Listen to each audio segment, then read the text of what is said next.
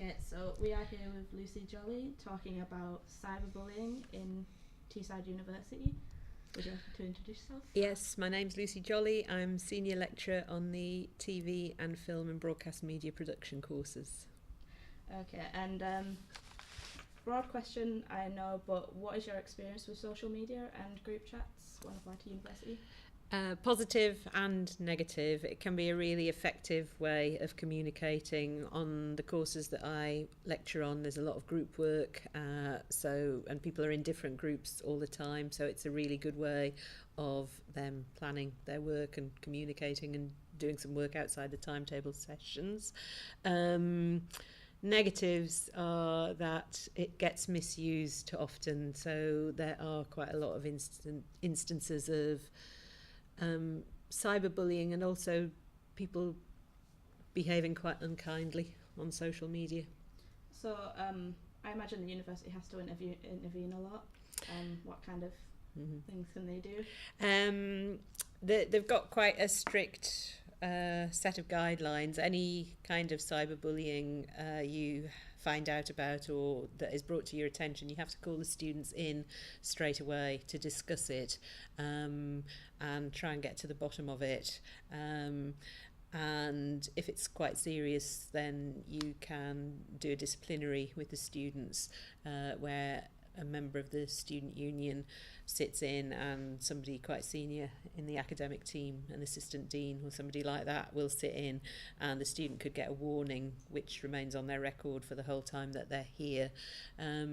If students have a certain number of warnings, then they could be removed from the university, or if it was a particularly serious case and it was happening at the time of graduation, it would be seen as academic misconduct and the student could be prevented from graduating until it was resolved.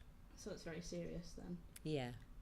What forms of cyberbullying have you come across in your line of work? Sometimes it's really blatant and quite childish, and you know, it'll be students will be having a bit of a personal row about something, and on their group chat they'll start saying things like they hope the student dies of cancer or something like that. Really quite unpleasant. Sometimes it's more insidious, perhaps more subtle. It can be excluding people from things that they should not be excluded from. Sometimes it can be quite racist or sexist, which is really unpleasant.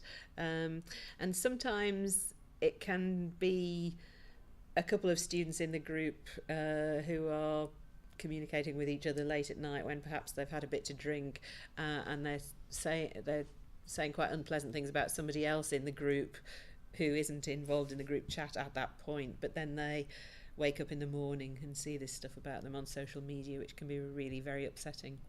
Is it a case of just being aware of what you're saying then? I think obviously you would expect people never to be racist, sexist, abusive in that sort of way on social media. That's just unacceptable, totally out. Otherwise, yeah, it's really about being professional, being a bit aware of what you're saying, not assuming that because it's in cyberspace and you're, chatting in your group in the middle of the night when you've had a drink, that somehow that gives you a green light to say whatever you want. It doesn't. If you wouldn't say it to somebody face to face, then you shouldn't be saying it about them online. Basically just quoted our mantra. Would you agree that group chats, flawed as they are still a productive form of communication in students?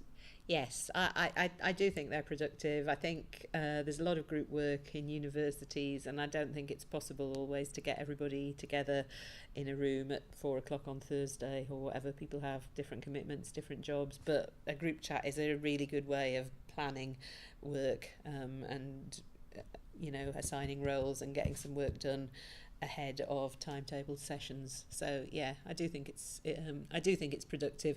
Some universities have banned it, however, because they have had so much trouble with cyberbullying, so they just won't have it, and students have to communicate either face to face or by email. Do you think there's a possibility of that ever happening here? I don't No, but I do know that student services, the people in student services who get involved in cases of cyberbullying, say that an enormous amount of their time, a disproportionate amount of their time, is now spent dealing with this sort of thing. So it's a possibility, I think. And finally, is there any advice you have for students using group chats? I would just say be professional. If you're using group chats for academic work, then limit the chat to a conversation about the academic work. Be professional, and don't say anything that you wouldn't say to somebody face to face. If sometimes there is a problem where there's a group chat and one member of the group just doesn't pay any attention to it and isn't coming forward and isn't getting involved.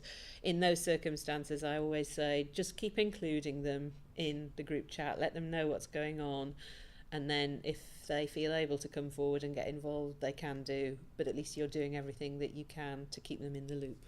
Yeah, perfect. Thank you very much for talking to us. It's a pleasure.